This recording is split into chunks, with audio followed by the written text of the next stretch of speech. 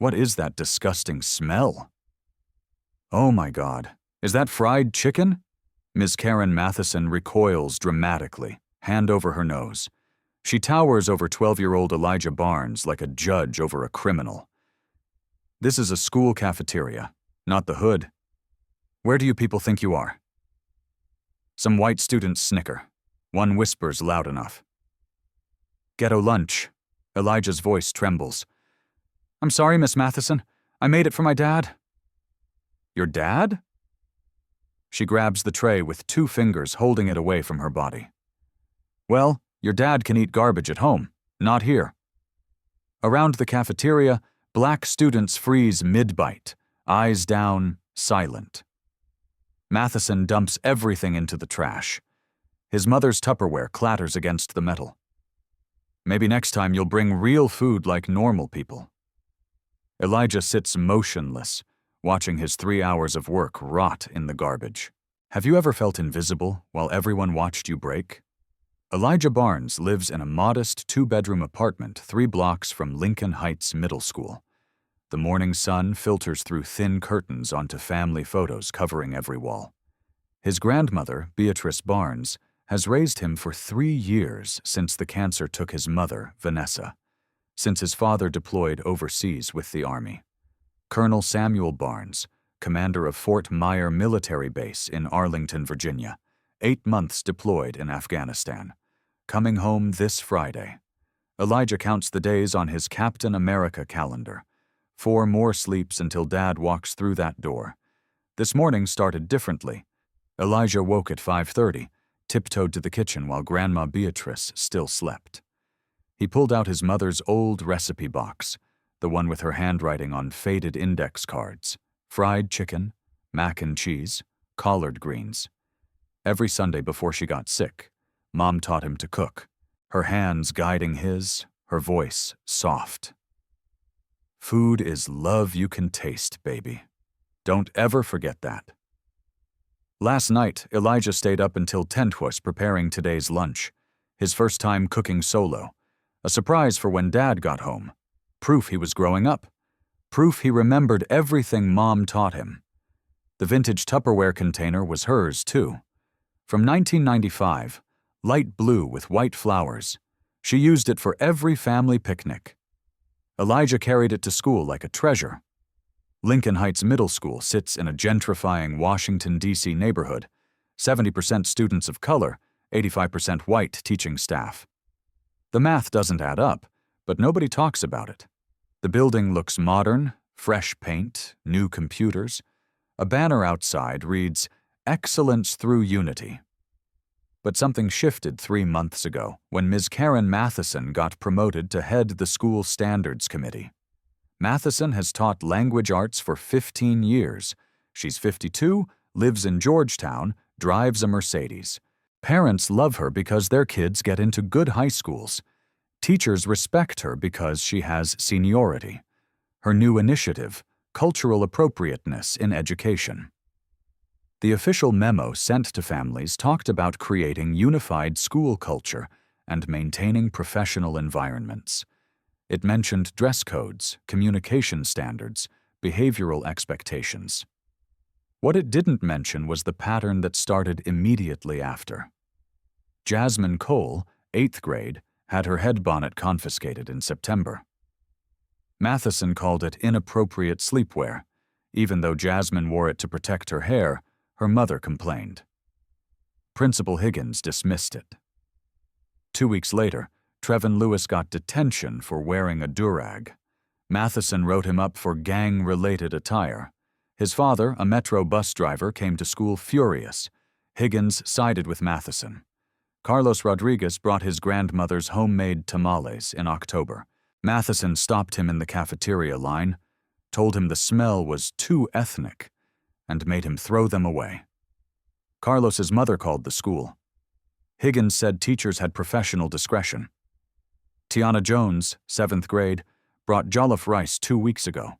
Matheson made her dump it, saying it created unfair food environments for other students. Tiana cried in the bathroom for an hour. Arjun Singh's mother sent curry last month. Same result. Matheson claimed the strong odors disrupted learning. But here's what nobody wrote down officially. White students bringing Italian food, Greek gyros, or Irish stew, never questioned, never stopped, never thrown away. The pattern was clear to students, crystal clear. But their parents' complaints went nowhere. 7 formal grievances in 3 months, all dismissed by Principal Dr. Martha Higgins.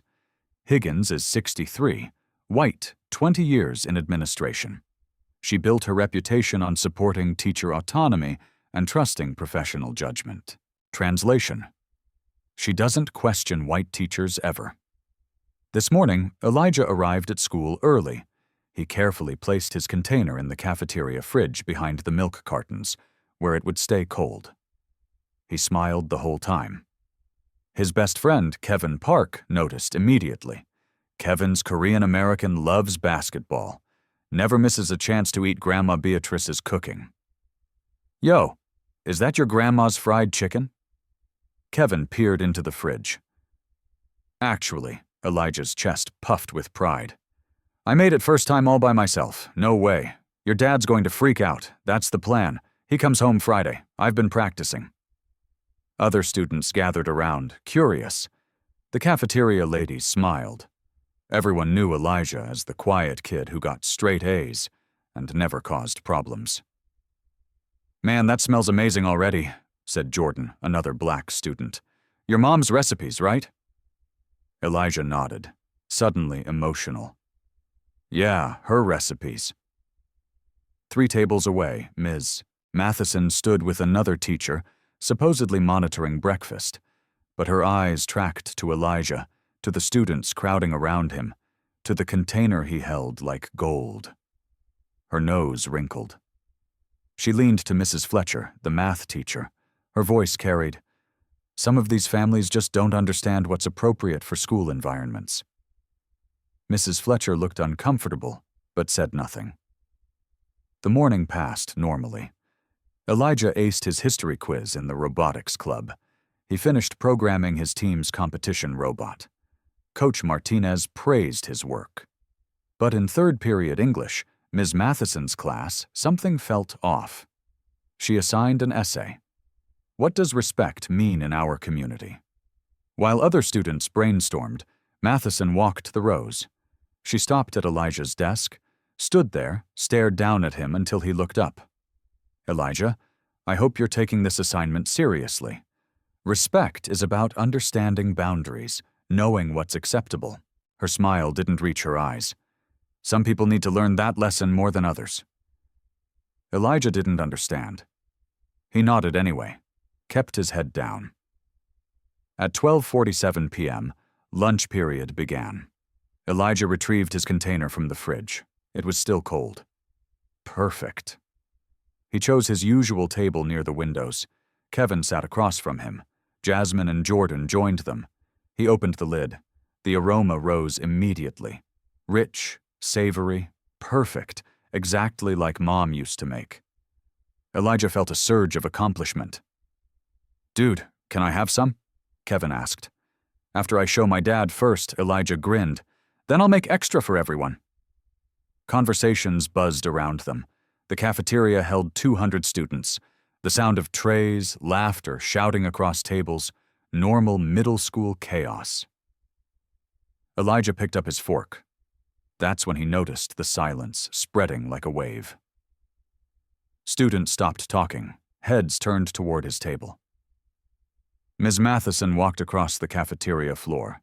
Each step is deliberate, purposeful, her eyes locked on Elijah. She didn't stop until she stood directly over him, close enough that her shadow fell across his tray. Kevin's fork froze halfway to his mouth. Jasmine's eyes went wide with recognition. She'd seen this before. She knew what came next. Elijah looked up at Ms. Matheson's face, saw the disgust there, the contempt. His stomach dropped. "Elijah Barnes." Her voice projected across the cafeteria. "What exactly is that?" Elijah's voice comes out smaller than he intended. "It's my lunch, Miss Matheson. I made it myself." "You made it." She repeats his words like they're evidence of a crime. And did you get permission to bring this food to school? Permission? Elijah looks confused. It's just food like everyone else. Not like everyone else. Matheson's finger points at his tray. This is exactly the kind of thing we've been addressing. This smell, this display around them. Phones emerge from pockets. Students sense something big happening. Kevin speaks up. Miss Matheson, lots of kids bring food from home. Mr. Park, this doesn't concern you. She doesn't even look at Kevin. Her focus stays laser-locked on Elijah. Elijah tries again. My dad comes home Friday from deployment. I wanted to surprise him. I don't care about your family plans. Matheson reaches down. Her hands grip both sides of his tray. What I care about is maintaining standards. Elijah's hand shoots out. Wait, that's my mom's container. But Matheson already lifted the tray. She turns toward the industrial trash bin. Her heels click against the tile. 10 steps. Every student is watching now. Ms. Matheson, please. Elijah stands. His voice cracks. My mom died. That container was hers. The crash of food hitting trash stops him mid-sentence. Matheson wipes her hands together, brushes them off like she touched something contaminated. She walks back, drops the empty container in front of Elijah. Perhaps tomorrow you'll bring something appropriate, something that belongs here. She looks around the cafeteria. Let this be a lesson about standards. She walks away, back straight, powerful. Elijah stands frozen, the empty container in his hands. 3 hours of work, his first solo attempt, all rotting in garbage. Kevin jumps up. That's messed up. Elijah didn't do anything wrong. Jasmine moves to Elijah's side. She did it again. 3rd time this month. Other black students approach, fear mixed with solidarity on their faces. Jordan speaks. She threw away my sister Tiana's jollof rice 2 weeks ago. Carlos's tamales last month, another student says called them too ethnic. Arjun's curry, same thing. Kevin pulls out his phone. I recorded everything. This is discrimination. Elijah barely hears them. He stares at the container, runs his thumb over a small crack in the corner. That crack was there when Mom was alive. My grandma. I told her I'd take care of it. The bell rings. Students file out slowly. Some are sympathetic. Some were relieved it wasn't them. The white students who laughed avoid eye contact. Elijah doesn't move until Kevin touches his shoulder. We need to tell someone. They go to Principal Higgins' office. Elijah clutches the container. The secretary looks up. Boys, you should be heading to class. We need to see Dr. Higgins. Kevin's voice, urgent. Ms. Matheson threw away Elijah's lunch and humiliated him. The secretary's expression shifts to pity. Dr. Higgins is in a meeting. You'll need to wait. They sit. 5th period starts. They're late. 6 minutes 10, 20, 40. The office door opens. Dr. Higgins appears, glasses on a chain, looking annoyed. Yes, what's this about? Elijah stands, holds out the container. Ms. Matheson threw away my lunch. She said it was inappropriate, but other kids bring food. Ms. Matheson was enforcing school policy. Elijah, what policy? Kevin challenges. Show us the written policy. Young man, I don't appreciate your tone. Higgins's eyes narrow. Ms. Matheson has 15 years' experience. She has professional discretion. Elijah feels desperate. She threw away my mom's container. My mom died 3 years ago. She had no right. I understand losing a parent is difficult. Higgins's voice softens slightly but doesn't change. However, we cannot have students questioning teacher authority. Ms. Matheson made a professional judgment. A racist judgment? Kevin mutters. Higgins's face hardens. That's serious. Do you have proof? Elijah thinks of all the incidents, all students of color, All cultural items, but no documents, just stories. Other students told me hearsay isn't evidence. Higgins checks her watch. You're both late now. This conversation is over. The door closes in their faces. Kevin pulls out his phone. I got the whole thing on video. Every word. What good does that do? We'll find out. In 6th period English, Matheson assigns an essay. What does respect mean in our community? She makes direct eye contact with Elijah. After class, she stops him. Elijah, I hope you learned something today about appropriate behavior. Elijah replies quietly. I learned something about you. Matheson's smile vanishes. Excuse me. Nothing, Miss Matheson. He walks away. Outside, Kevin's already texting. The video is uploaded to the school group chat first, then wider. Elijah pulls out his phone, texts his grandmother. Grandma, can you call Dad? I need to talk to him. Her reply comes fast. Baby, he's on a mission. Come home Friday. What's wrong? Elijah stares at the screen. Types. Nothing. It's okay. But his face says everything isn't okay. Thursday morning, Elijah wakes to his grandmother's voice in the kitchen. Tense, worried, he creeps to the doorway. Beatrice sits at the table reading an email on her old laptop. Her hand covers her mouth. Grandma, what's wrong? She looks up. Her eyes show exhaustion. Baby, the school sent an email. They want a meeting today at 3. Elijah's stomach drops. A meeting about what? Beatrice turns the laptop toward him. The subject line reads, Student conduct discussion required. Elijah Barnes. The email is from Ms. Matheson, copied to Principal Higgins and the school counselor. Elijah reads over his grandmother's shoulder. Words jump out at him. Disruptive behavior, defiance, refusal to acknowledge school standards, created a hostile environment in the cafeteria. They're saying I was the problem. Elijah's voice rises. She threw away my food. I know, baby, I know. Beatrice's jaw tightens. We're going to that meeting. We're going to sort this out. But her tone doesn't sound confident. It sounds defeated. Elijah gets ready for school in silence. His backpack feels heavier. Everything feels heavier. At school, the video has spread. Kevin's post from yesterday got 200 views overnight. Students Elijah barely knows approach him in the hallway. Yo, that messed up what Matheson did. My cousin had her last year. She's always like that to black kids. You should report her. But some students avoid him completely, especially the white kids who laughed yesterday. They look at him differently now, like he's trouble, like he brought this on himself. In the 2nd period, his history teacher, Mr. Robinson, pulls him aside. Mr. Robinson is black, 40 years old, teaches with passion. Students love him. Elijah, I saw what happened yesterday. Robinson's voice is low. That wasn't right. Hope flares in Elijah's chest. Can you help? Can you tell them? I'm non-tenured. Robinson looks pained.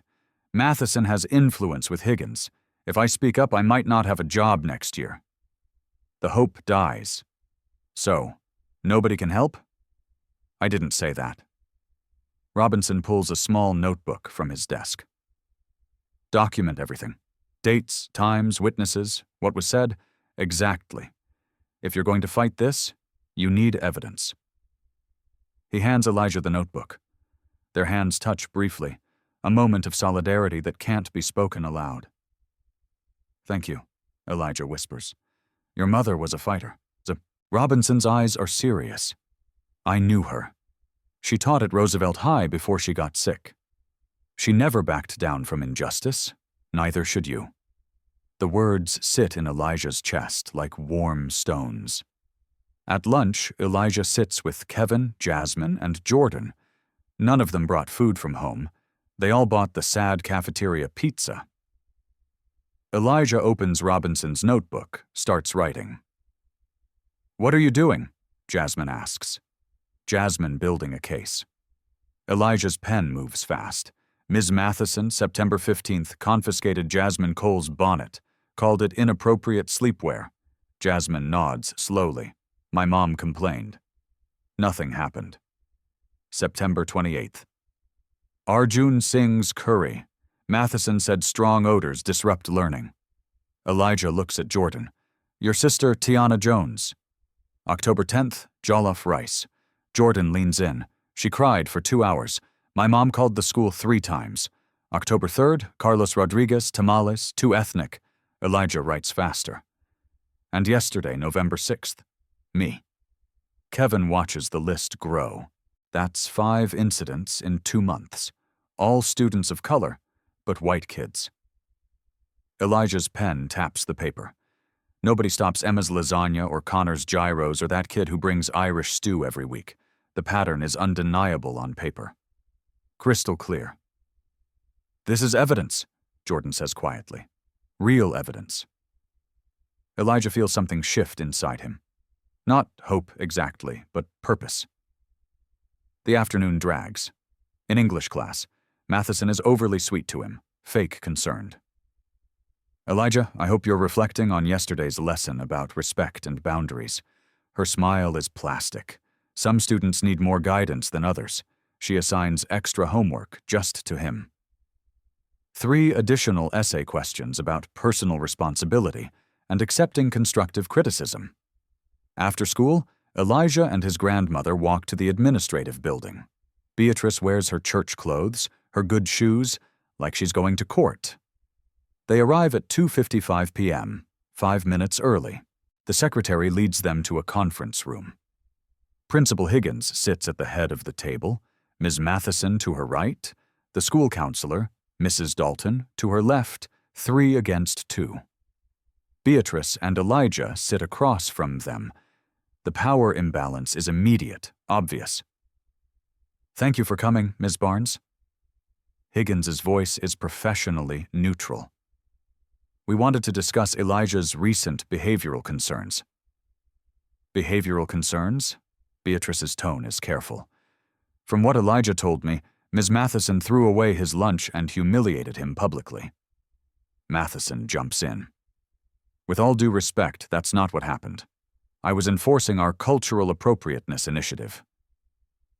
Where is that policy written? Beatrice interrupts. Show me the handbook page. Higgins shifts. It's part of our professional judgment framework. Teachers have discretion. Discretion to target my grandson. Beatrice's voice rises slightly. To throw away food he spent hours making in his dead mother's container. Silence hangs heavy. Matheson recovers first, opens a folder. Mrs. Barnes, I've documented several concerning behaviors from Elijah. She slides papers across the table. Beatrice picks them up. Emails all sent from Matheson to herself. All dated this week. November 6th, 3:15 p.m. Elijah made inappropriate comments after class. Direct quote. I learned something about you, said with a threatening tone. Elijah speaks up. I wasn't threatening. I just meant, young man. The adults are talking. Higgins' voice cuts like a blade. Beatrice's hand finds Elijah's under the table.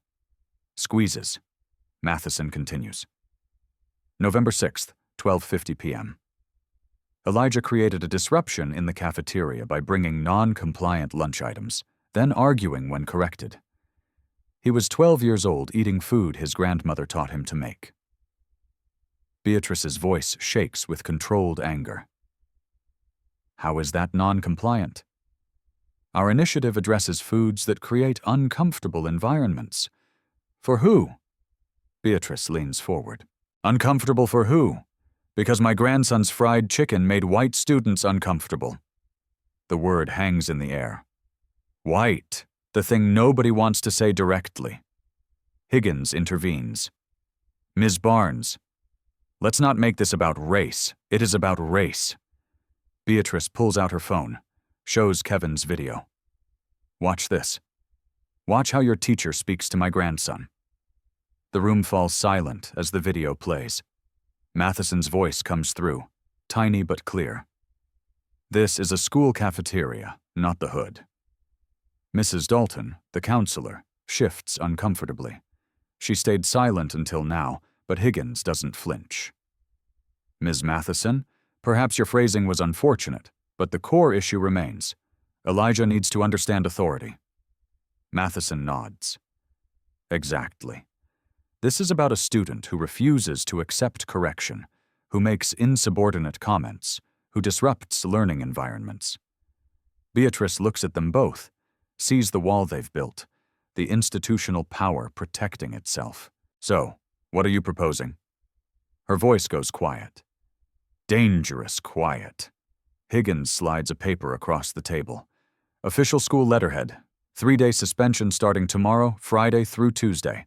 Elijah can return Wednesday with a fresh start. Elijah's heart stops. Suspension? Tomorrow is when my dad comes home after 8 months deployed. You're suspending me on the day my father returns. Nobody answers him directly. Matheson speaks instead. Elijah, sometimes consequences teach us important lessons about respect, about following rules, about fitting in. Fitting in. The words are acid. Beatrice stares at the suspension notice. Friday, the day Samuel lands at Reagan Airport, the day their family is supposed to celebrate. Now Elijah will be home humiliated, punished for being the victim. This is wrong. Beatrice's voice breaks slightly. You know this is wrong. Higgins' expression doesn't change. Ms. Barnes, we can make this a longer suspension if needed. 5 days, a week. The choice is yours. The threat is clear. Comply or it gets worse. Beatrice looks at Elijah, sees his face crumbling, sees his faith in justice dying in real time. She signs the paper.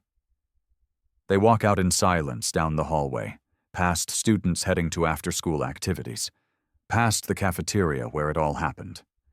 Outside, the November air bites cold. Elijah finally speaks. Grandma, I'm sorry. I caused all this trouble? No. Beatrice stops walking, turns to face him. Her eyes are wet. No, baby, you did nothing wrong. Nothing. You hear me? But Elijah doesn't feel like he did nothing wrong. He feels like he did everything wrong, like being himself was the crime. That night, Beatrice sits in her kitchen after Elijah goes to bed. She stares at her phone, Samuel's contact info glowing on the screen. She should call him, tell him what happened. Let him fix this. But he's on his last night overseas, his last mission. She doesn't want to distract him, doesn't want him worried. She puts the phone down. In his room, Elijah lies awake, stares at the ceiling. Tomorrow he was supposed to show Dad the lunch he made, prove he remembered Mom's recipes, prove he was growing up responsible. Instead, he'll tell Dad he got suspended for bringing fried chicken to school. His phone buzzes. Kevin. Dude. The video hit 15,000 views. Someone shared it on TikTok. It's blowing up. Elijah types back, So what? I'm still suspended. Just wait. This isn't over, but it feels over. It feels like Matheson won, like the system won, like Elijah lost for the crime of being black and proud of his heritage. He pulls out the military challenge coin his father gave him before deployment, rubs his thumb over the engraving. Integrity first, service before self. Dad lived by those words, fought for those values overseas. Elijah got punished for living them at school. Sleep doesn't come easy. Friday morning, 6:47 a.m. Beatrice's phone rings. Unknown number. She answers groggy. Mom! Her eyes snap open. Samuel, baby, where are you? I'm stateside, landing at Reagan in 3 hours. Colonel Samuel Barnes's voice sounds tired, but alert. Elijah sent me something last night. A video. 47,000 views now. What's going on? Beatrice sits up in bed. Her heart pounds. You're coming home early. I caught an earlier transport. Mom, talk to me. What happened to my son? Beatrice tells him everything. The lunch, Matheson, the suspension. Her voice breaks twice. On the other end, Samuel Barnes goes silent. The kind of silent that precedes storms. I'll be there by 10:30. Don't go anywhere. The line goes dead. Beatrice walks to Elijah's room. He's already awake, staring at his phone. Your father called. Elijah looks up. He knows he's landing in 3 hours. Something shifts in Elijah's expression. Not quite hope, but something close.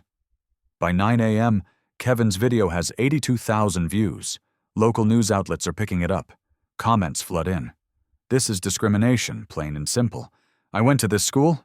Matheson did this to me in 2019. Where is the school board?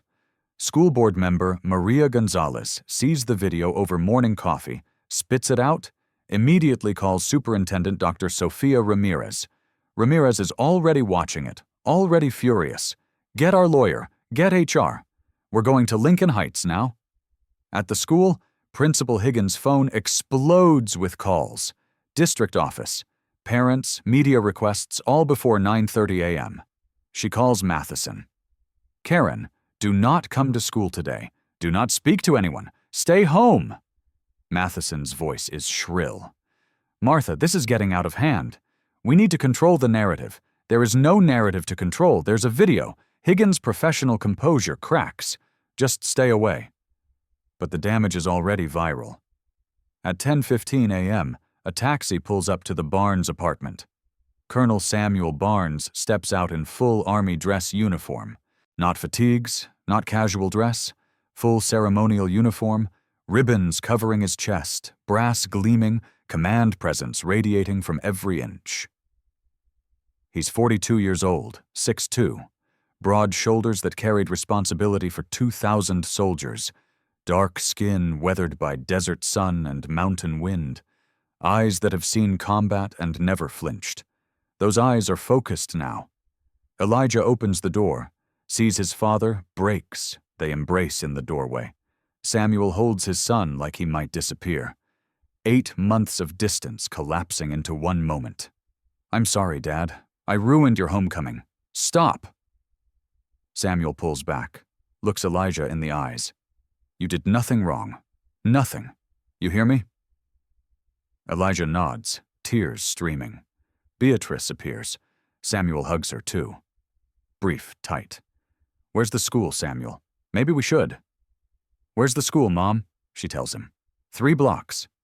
Samuel adjusts his uniform, checks his reflection. Every detail is perfect, every ribbon aligned. This isn't just a father going to school. This is a commander going to war. Let's go. They walk. They all 3 of them. November sun struggling through clouds. The neighborhood is quiet. Lincoln Heights Middle School looms ahead. At 10:45 a.m., Colonel Samuel Barnes walks through the front doors in full dress uniform. The effect is immediate. Students in the hallway stop. Conversations die mid-sentence. Every eye turns. Is that a soldier? Full uniform. Look at all those ribbons. That's Elijah's dad. Oh my God, that's Colonel Barnes from Fort Myer. The recognition spreads like wildfire. 40% of Lincoln Heights students are military dependents. They know ranks. They know what those ribbons mean. A girl named Sarah, daughter of a Navy captain, gasps. That's the Fort Myer commander. My dad talks about him. The secretary at the front desk stands automatically when Samuel approaches. Military instinct. Sir, can I help you? Colonel Samuel Barnes. I'm here to see Principal Higgins immediately. Sir, she's in her office. But now, not loud, not aggressive, just absolute command. The secretary picks up the phone with shaking hands. Kevin spots them from down the hall, grabs his phone, starts filming, sends to the group chat. Elijah's dad is here in uniform.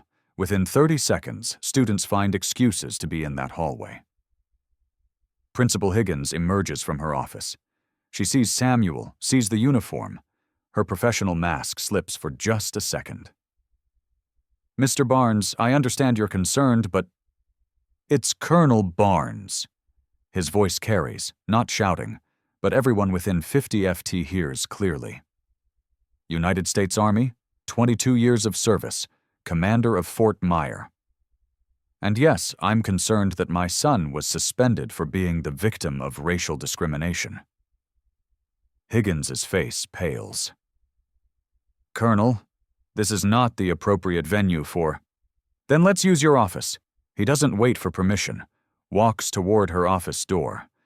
Beatrice and Elijah follow. Higgins has no choice. She follows too. The door closes, but the glass walls mean students can see inside.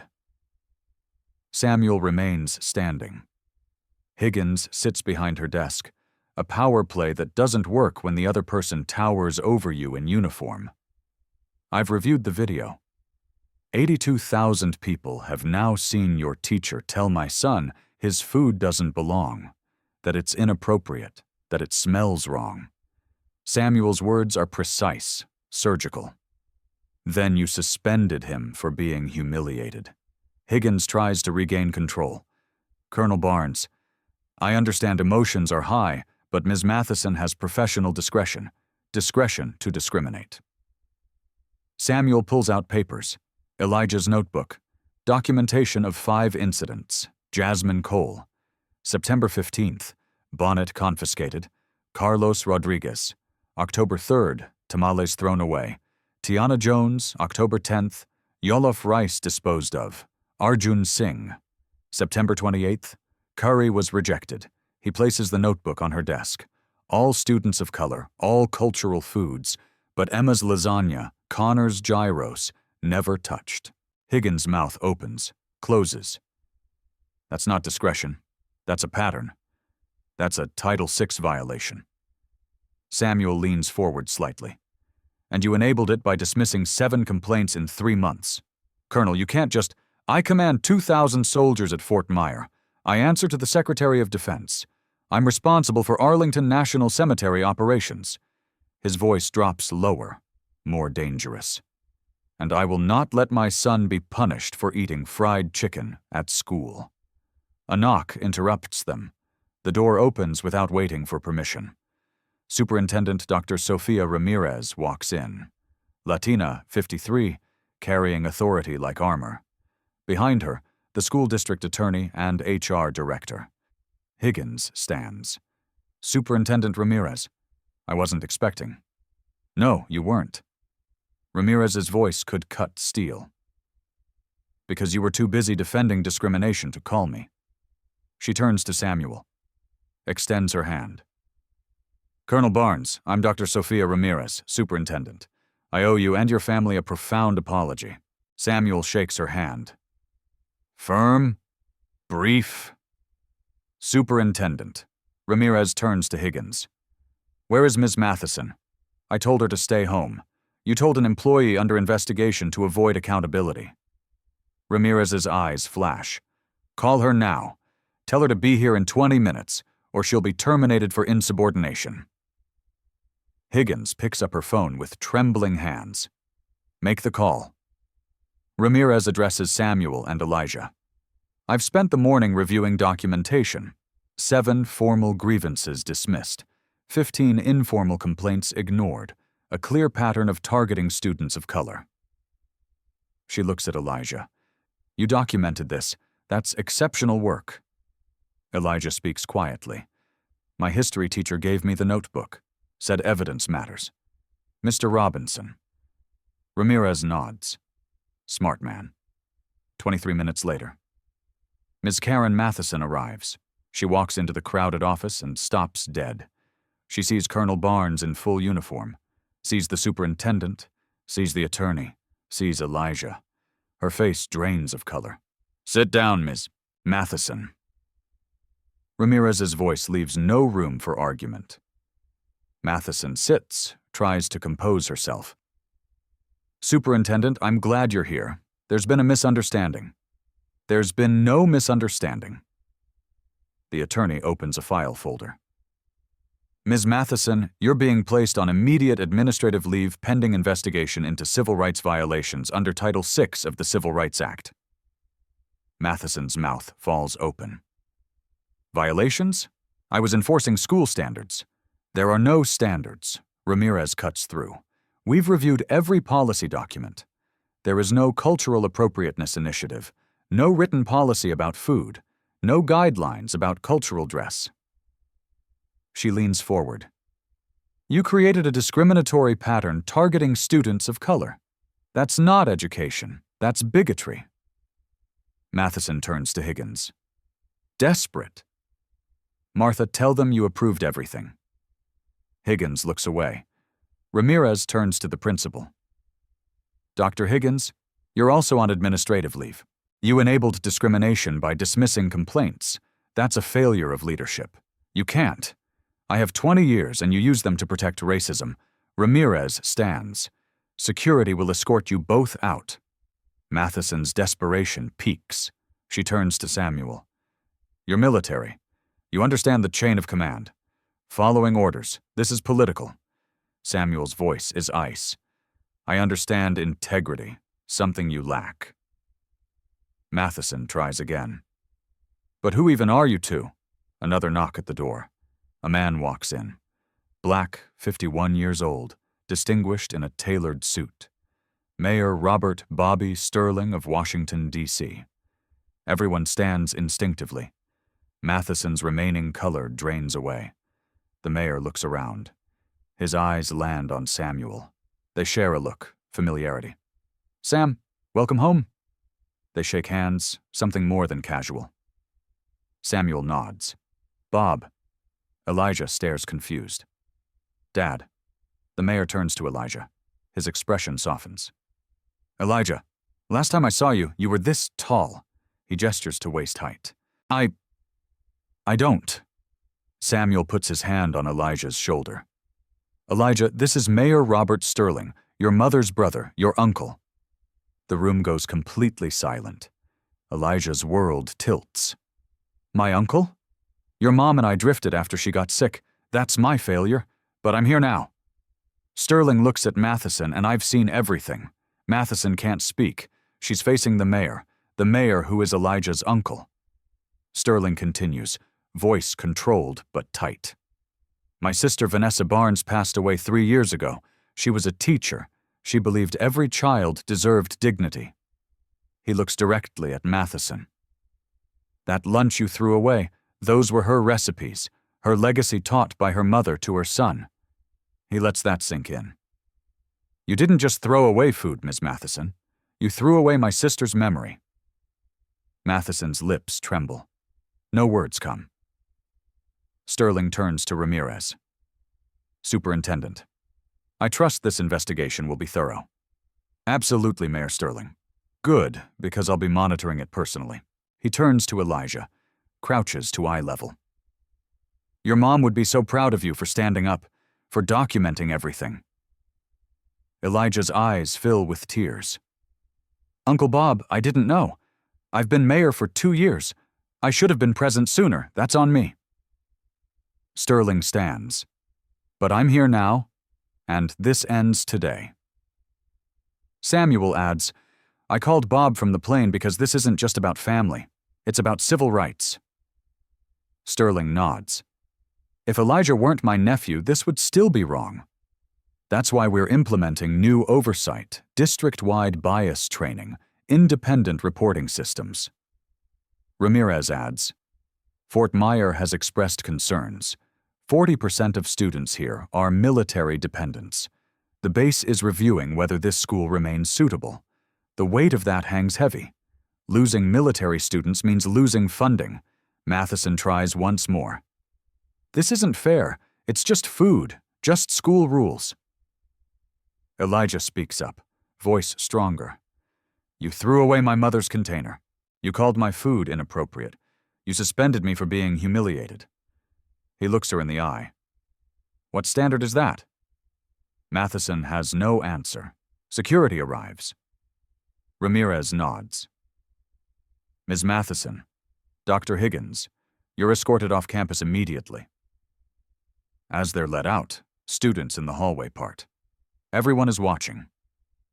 Phone recording. Matheson tries to hide her face. Can't. Someone calls out, You said my tamales didn't belong. Another voice. You took my sister's bonnet. Matheson keeps walking. No defense possible. Outside, news vans are gathering. Ramirez called them. Transparency. Mayor Sterling gives a statement on the school steps. Samuel stands beside him, Elijah between them today. Lincoln Heights failed one of its students. Elijah Barnes showed courage by documenting discrimination. We're implementing immediate reforms. A reporter asks, "Is Elijah your nephew?" Yes, but this isn't about family connection. It's about civil rights. Elijah happened to have a family that could amplify his voice, but he shouldn't have needed that. Another reporter, Colonel Barnes, your message? Samuel steps forward. I've served 22 years. I've been in combat. I never imagined my son would face discrimination in his own school. His voice cracks, but I'm proud of him. He documented. He spoke the truth. He stood firm. Elijah is pulled forward, shy, overwhelmed. I just wanted to eat my lunch that I made for my dad. His voice is small but steady. No kid should be afraid to be themselves. The gathered students erupt in applause. Kevin holds up a sign. All foods welcome. Other students raised their phones, recording, making this permanent. Friday evening, the Barnes apartment smells like home. Grandma Beatrice stands at the stove cooking the same meal Matheson threw away. Fried chicken sizzling in cast iron, mac and cheese bubbling in the oven, collard greens simmering with ham hocks. The table is set for 4. Beatrice, Elijah, Colonel Samuel Barnes, and Mayor Robert Sterling. Sterling arrived an hour ago with old photo albums, pictures of Vanessa when she was young, before the sickness. Mama B, this smells even better than I remembered. Sterling uses the nickname from childhood. Don't you sweet-talk me, Robert. Sterling. Beatrice points her wooden spoon at him. You stayed away too long. I know. I'm sorry. His voice carries regret. After Vanessa died, I couldn't face how much Elijah looked like her. Samuel places his hand on Sterling's shoulder. You're here now. That's what matters. They sit. Pass plates. The food is perfect, exactly like Vanessa used to make. Elijah takes a bite of chicken, closes his eyes. This tastes like Mom. The table goes quiet, remembering quiet. Sterling opens a photo album, points to a picture. Young Vanessa, maybe 25, wearing a teacher's lanyard. Your mom loved teaching. She believed every kid deserved to feel safe at school. He looks at Elijah. She got suspended once, you know? Elijah's eyes widen. Mom suspended 8th grade. She wore a traditional African dress. The principal said it was disruptive, so she wore it every day for a month until they changed the policy. Samuel laughs. She never told me that. She was saving it, wanted to tell Elijah when he was old enough to understand what standing up means. Elijah looks at the photo, sees himself in his mother's expression. I think I understand now. Beatrice squeezes Elijah's hand. Your mama would be so proud, baby. They eat, share stories, laugh about Vanessa's terrible singing and fierce love. For the first time in 3 years, grief feels less like drowning and more like remembering. After dinner, Sterling pulls Elijah aside. They sit on the balcony. Your documentation, Elijah. That notebook, that's paralegal level work. Sterling's tone is serious. Ever thought about law? Elijah shrugs. I like robotics, building things. You can do both. Justice needs technical minds. Sterling pauses. What you did? That's what lawyers do. Gather evidence, build cases, speak truth to power. Elijah considers this. Mr. Robinson said evidence matters more than anger. He's right, and he's getting tenure now. I'm making sure of it. Really? Really? Teachers who stand up deserve protection. Elijah looks out at the neighborhood. Lights in windows, families settling in. Uncle Bob, what happens to Ms. Matheson? Sterling takes a breath. Investigation takes 6 weeks. If violations are confirmed, and they will be, She'll be terminated. Might face lawsuits. Will she go to jail? Probably not. Discrimination usually isn't criminal unless violent, but she'll lose her career, her power to hurt kids. Elijah nods slowly. Is that enough? I don't know. Justice is complicated. Punishment isn't the same as healing. Sterling looks at him. But she can't teach anymore. Can't hurt anyone else. That matters. Silence for a moment. She wrote you a letter through her lawyer asking to apologize in person.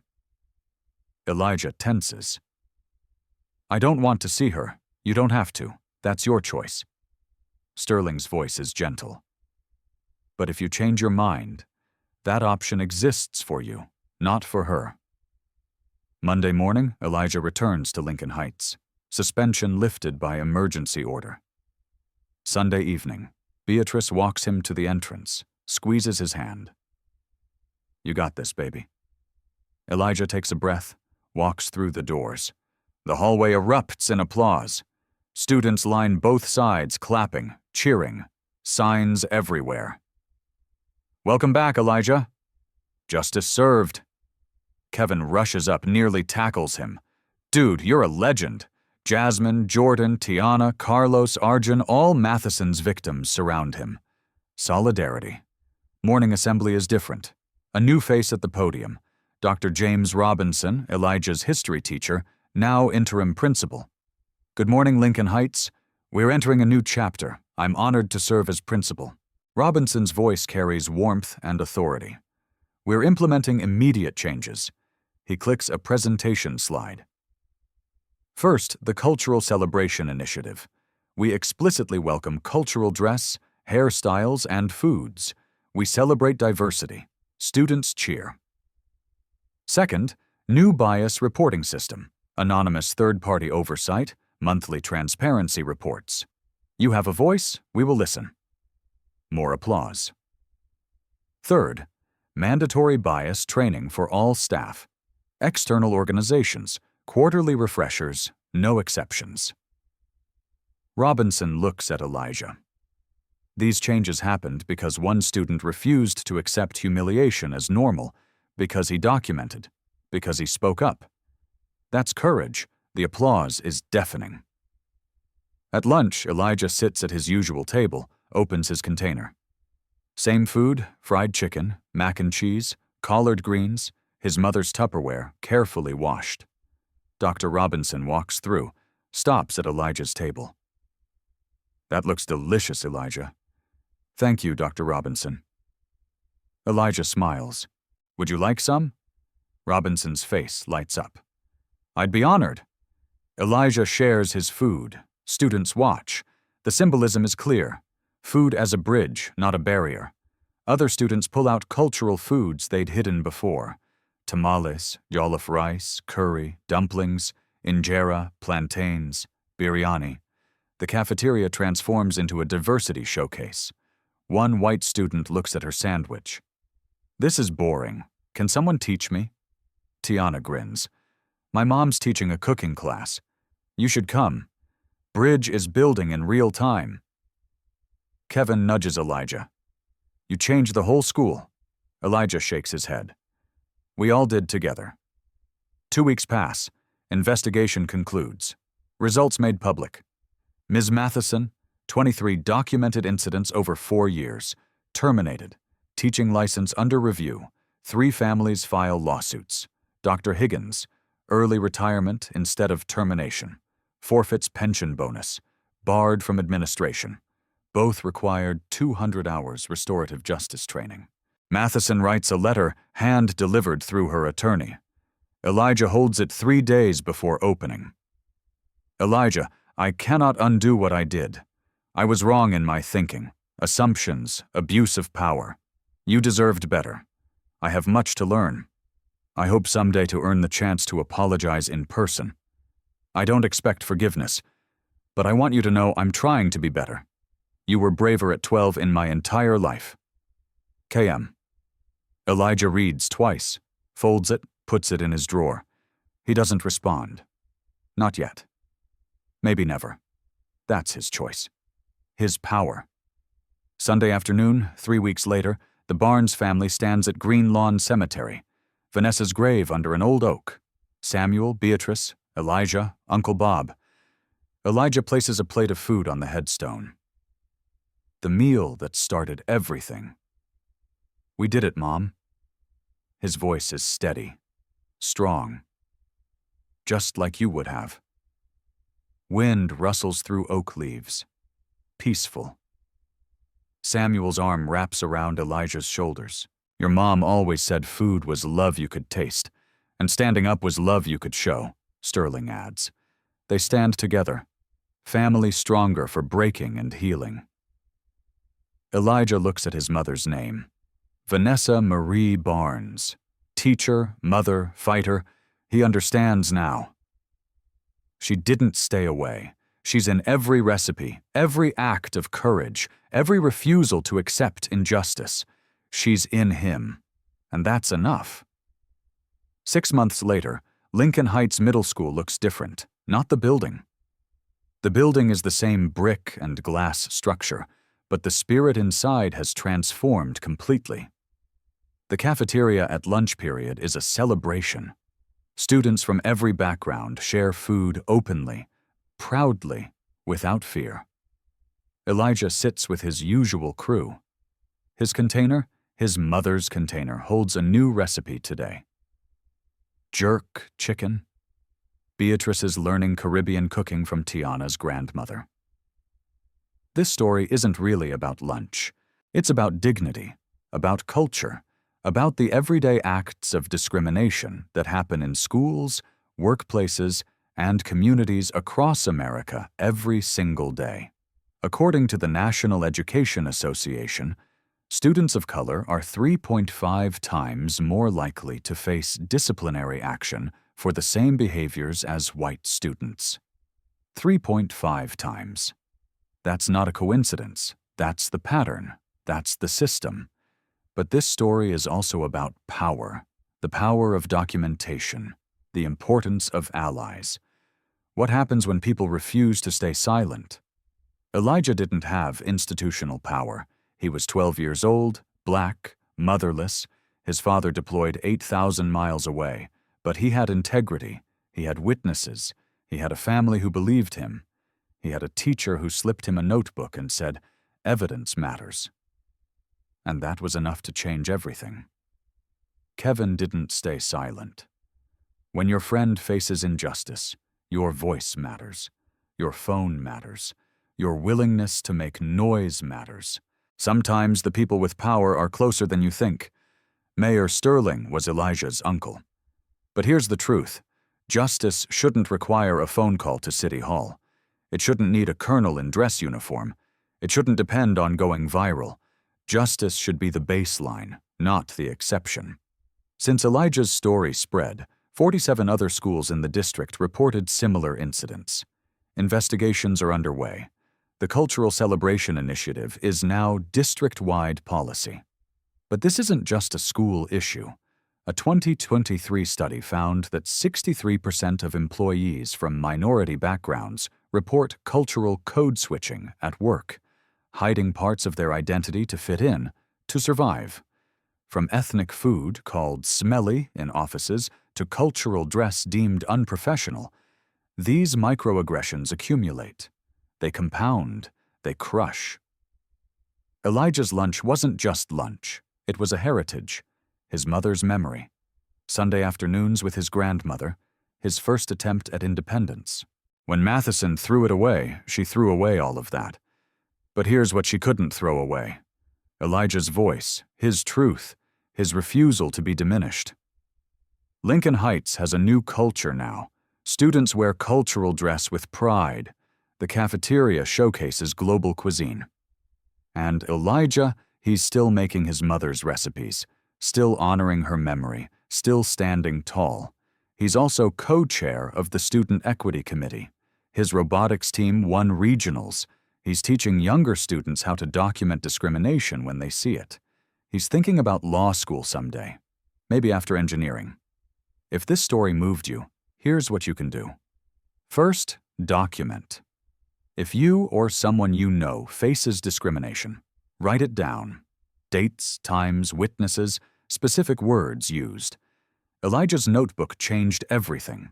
Screenshots, emails, patterns. Second, speak up. Be a Kevin. When you see injustice, don't just watch. Record it. Share it. Make noise. Contact school boards, HR departments, local officials. Your voice creates pressure. Third, support. If a child tells you they're facing discrimination, believe them. Investigate. Don't dismiss. Check your own biases, too. What do you assume about appropriate food, dress, or behavior? Fourth, vote and advocate. Support leaders who prioritize civil rights enforcement. Push for bias training, diverse hiring, and accountability systems in your community. Fifth, share this story. Stories like Elijah's don't go viral by accident. They go viral because people like you decide injustice won't stay hidden. Share this. Tag your school board. Tag local news. Make it impossible to ignore. Power doesn't fear silence. It fears witnesses. It fears documentation. It fears one 12-year-old boy who refused to believe that humiliation was the price of education. Be a witness. Be a documentarian. Be someone's Kevin. Be someone's Colonel Barnes. Be someone's Mayor Sterling. And if you're an Elijah, keep standing. The world is watching now. Your voice matters. Your culture matters. Your food, your dress, your heritage, all of it matters. Don't let anyone tell you differently. Now, I want to hear from you.